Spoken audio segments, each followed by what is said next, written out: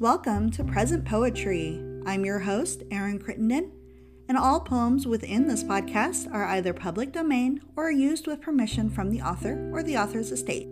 It's a fun time for poetry lovers of all ages, so sit back, relax, and get ready to hear some poems of the past and the present.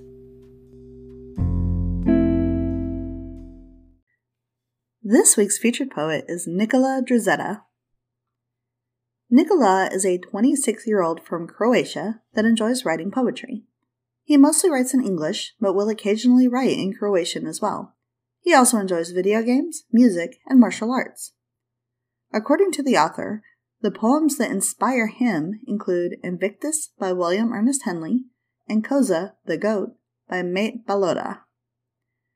People Call It Poetry is Nikola's debut collection, and it is a collage of random thoughts that pop into his mind, weird things he does, curiosities he's encountered, and his perception of the world. If you'd like to learn more about this author and his works, check out his Instagram, Tumblr, or Hive accounts, which I will link in the show notes.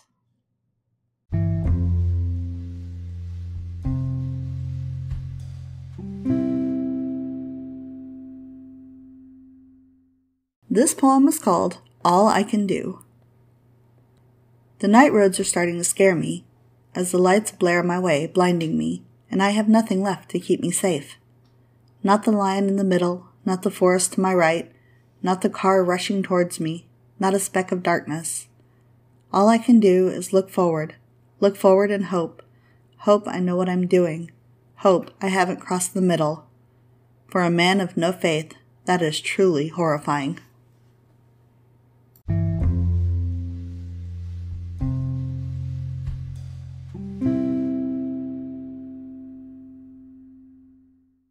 This poem is called A Patchwork. I am decent at patchworking solutions. Just decent, not bad nor good, just good enough to manage. I am used to managing, and limits, and keeping afloat, and patchworks of many different things, and making do with what I have, and finding workarounds, and surviving, and patchworks. I'm very good with patchworks.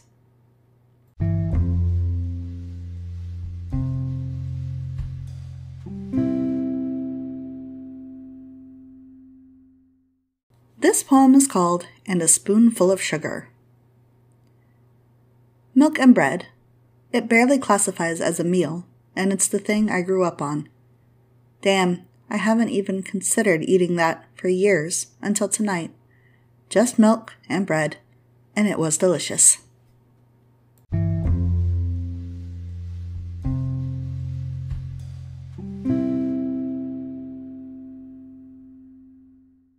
This poem is called Can't Go Mad Twice.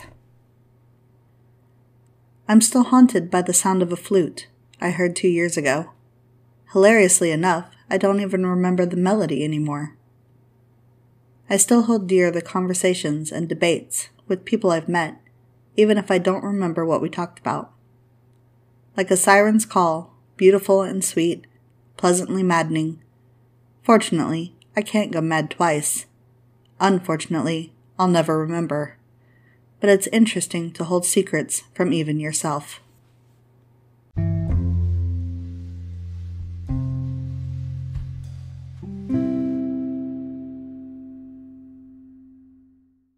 This poem is called Why. I tried to write yesterday and failed miserably, but that's not the important thing right now. What matters is the single word I did write. Why? Just why, and I don't know why. That is so funny for me today, so relaxing. Maybe just because of how inconsequential it was, like the last drop of tea in an empty cup, or the few seconds of silence at the end of a song. I can't help but love those things.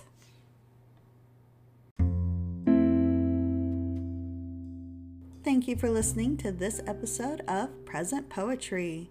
If you enjoyed it, please leave us a review, share us on social media, or subscribe so you never miss an episode. If you would like to learn more about the featured poet, or you would like your work featured on the podcast, please check out the links in the show notes. Thank you again for listening, and I hope you all have a wonderful day. Bye-bye.